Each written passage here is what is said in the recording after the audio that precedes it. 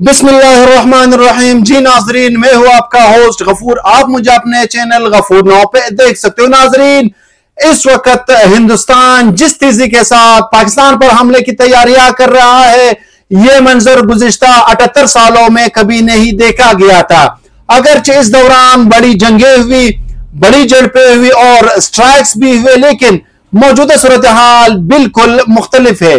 नाजरीन, अभी कल राजनाथ सिंह नेवी के कमांडर के पास गए और सीडीएस को साथ लेकर गए। वहां राजनाथ सिंह ने कराची पर हमले के मामला थे कि आज राजनाथ सिंह पाकिस्तान की बॉर्डर के साथ होने वाले इलाके में गए और राजस्थान वाली साइड पर गए और वहां जाकर इंडियन आर्मी कमांडर से मुलाकात की है। इस मुलाकात में 3 अहम चीजों पर बात हुई है। एक तो ऑपरेशन सिंदूर के बारे में कि इसमें हिंदुस्तान ने क्या हासिल किया, दूसरा ये कि अब पाकिस्तान पर जो हमला करना है वो किस अंदाज में करना है, और तीसरा बैरूक बटालियन के बारे में बात की गई। नाजरीन, बैरूक बटालियन इंडिया की नई फोर्स है जिसे उन्होंने पाकिस्तान में उतारने का मंसूबा बनाया है। इसके प्लानिंग पर इंडिया ने 6 माह से लेकर 1 साल तक का अरसा लगाया है। अब उन्होंने मंसूबा बनाया है कि अगले कुछ अरसे में 6250 कमांडो तैयार करेंगे और इन कमांडो को पाकिस्तान में दाखिल करने का फैसला इंडिया की तरफ से किया है। दोस्तों, राजनाथ सिंह ने वहां जाकर कहा है कि ऑपरेशन सिंदूर अभी तक खत्म नहीं हुआ, सिर्फ रुका हुआ है। अगर रुका भी है तो पूरी की पूरी फौज इस वक्त इंडिया के हाई अलर्ट पर है। नाजरीन, कमांडर्स हाई अलर्ट पे है। नाजरीन, इंडिया के जितने भी एयरफोर्स है, जितने भी उसके जो एहलकार है, वो सब हाई अलर्ट पे है। नाजरीन, जरा तस्वुर कर दे कि पाकिस्तान की बॉर्डर के साथ जाकर वहां राजनाथ सिंह फौज को हाई अलर्ट करके आया है। वहां पूरी तैयारियां वो देकर आए, सब कुछ जांच कर आया है। अब वो जाएगा और जाकर मोदी को रिपोर्ट करेगा कि मैं तैयारियां देकर आया हूं, यहां तक कि हमारी तैयारियां है, यहां पर हम पाकिस्तान के इस इलाके में हम हमला कर सकते हैं। नाजरीन, इस दफा हमले की नौयत यह होगी कि पहले से कितना बेहतर होगा, क्या सूरत हाल होगी, क्या मामला होगा। जिस तरह राजनाथ सिंह ने कहा है कि सबसे पहले नेवी ओपनिंग करेंगी, मुमकिन है कि कुछ कहा नहीं जा सकता इन 3 जगहों से एक साथ हमला हो जाने का। नेवी, ग्राउंड फोर्सेस और इंडिया की एयर फोर्स, और ये पूरी तरह पाकिस्तान पर हमला कर देंगे। असल में नाजरीन, इस दफा हिंदुस्तान ऐसा हमला क्यों करना चाह रहा है, ये बात बहुत सारे लोगों को शायद नाजरीन अंदाजा नहीं हो कि जिस रात उन्होंने हाल ही में पाकिस्तान पर हमला किया था, इस रात बड़ी तबाहकुन सूरत हाल थी। जहां सारे पाकिस्तान में दाखिल होने वाले थे वहां से निकल कर आ रहे थे, और जब उन्होंने मिसाइल मारे थे तो इसके बाद फौज इंडिया की तैयार थी पाकिस्तान में इंटर होने के लिए, लेकिन चूंकि बाद में पाकिस्तान की एयरफोर्स ने उनके जहाज गिरा दिए तो इनके बाद इंडिया की मामला खराब हो गए। जी नाजरीन, क्या आपको मालूम है ये इस वक्त हिंदुस्तान क्या मंसूबा बना रहा है इस जंगी पाकिस्तान के खिलाफ?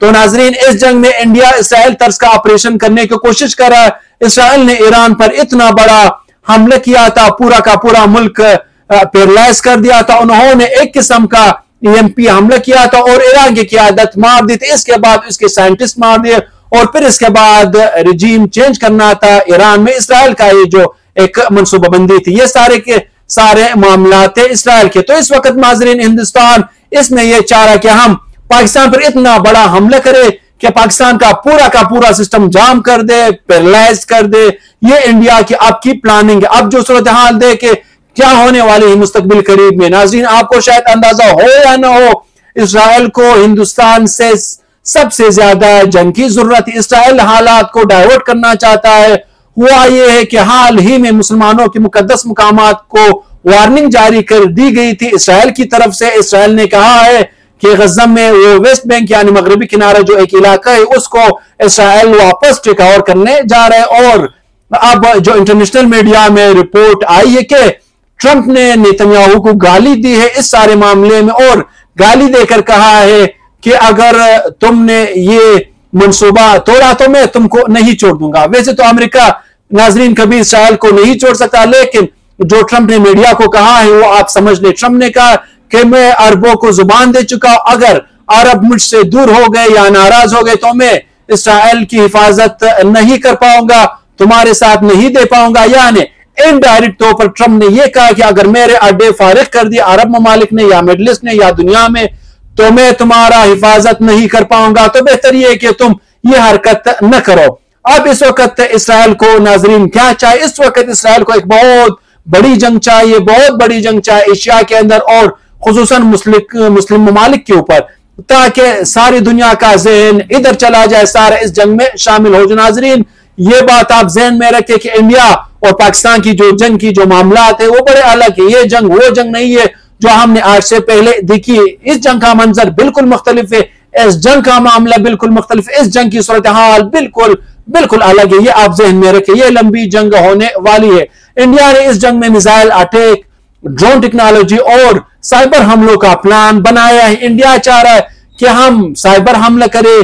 क्या नाजरीन आपको मालूम है कि इंडिया वाले इस वक्त इतने ओवर कॉन्फिडेंट क्यों? हत्ता कि पाकिस्तान ने इंडिया को हाल ही में शर्मनाक शिकस्त दो चार किया था, उन्होंने लड़ाई में शिकस्त खाई है पाकिस्तान से। नाजरीन इंडिया इस मरतबा ओवर कॉन्फिडेंट इसलिए है कि इस दफा इसराइल को यकीन दहानी कराई है इंडिया ने कि हम पाकिस्तान के सिस्टम में घुसेंगे। हम इस मरतबा इंडिया ने जो यकीन दहानी कराई कि हम पाकिस्तान पर बहुत बड़ा हमला करेंगे और वो डायनामिक हम सारे बदल देंगे।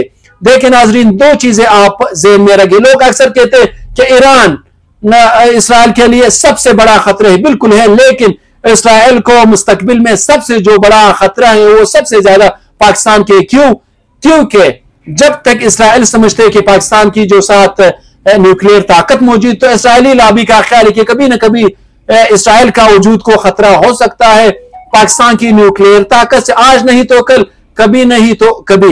इसराइल को पाकिस्तान का एटमी प्रोग्राम हजम नहीं हो पा रहा, तो वो ये चाह रहा है कि इसका कोई मुस्तकिल तौर पर बंदोबस्त किया जाए। नाज़रीन अब वो ये चाह रहे हैं क्योंकि अब ये आखिरी जो दुनिया का ये जो मरहला है वो आखिरी दिन है पाकिस्तान और इसराइल और ये सारे जो तशवीश की जो खबरें, तो अब सूरत हाल में वो ये चाह रहे हैं इसराइल के हिंदुस्तान इन सारे मामले पर आगे बढ़े।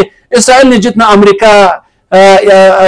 असलहा अमेरिका से ली है वो सारा का सारा कोशिश कर रहा है इसराइल के वो हिंदुस्तान को ट्रांसफर किया जाए। और आप सोचो राजनाथ सिंह फौज को अलर्ट करके आया है, कहा है कि जरा अलर्ट लेना, मैं आ रहा हूं। और इसके बाद अब अगला मंजर क्या होगा नाज़रीन? ये एयरफोर्स के पास जाएंगे, एयर चीफ और एयर से मुतालिक जितने भी मामला थे वो देखने के बाद कमांडर से मिलेंगे। ये सारी की सारी रिपोर्ट जाएगी सीधा सीडीएस के साथ मोदी के मेज पर, फिर मोदी के मेज पर ये रिपोर्ट जाएगी। इसके बाद मोदी इसराइलियों से बहस होगी इसी चीज के अंदर, फिर मोदी बुलाएंगे सबको, सारे चीफ्स को फिर बुलाएगा, राजनाथ सिंह को बुलाएगा, सबको बुलाएगा, फिर एक एक करके बुलाएगा, फिर ये सारा का सारा जो मामला होगा इसके बाद फिर इस हमले की हिकमत अमली ये मोदी बनाएगा। नाज़रीन आपको मालूम है कि दूसरी जानिब राहुल गांधी जो इंडिया के अपोजिशन लीडर, इसने मोदी का इतना बेइज्जत करना शुरू कर दिया है, इतना बेइज्जत करना शुरू कर दिया। उसने कहा है ट्रंप ने तो तुम्हें कॉल की और कहा कि पाकिस्तान पर हमला नहीं करना, मोदी तुम तो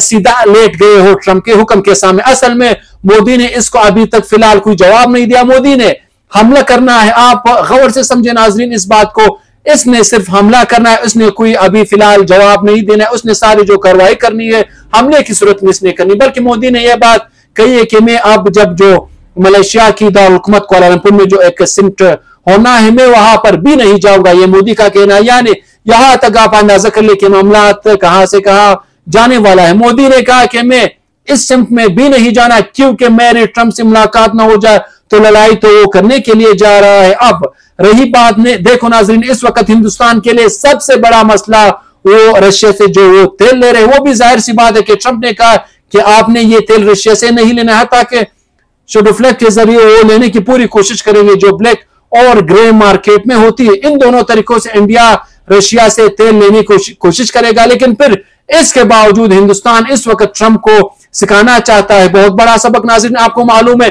कि इस वक्त इंटरनेशनल मीडिया में हर जगह पर यह कहा जा रहा है कि चीन ये जंग जीत रहा है, चीन हारता नहीं है।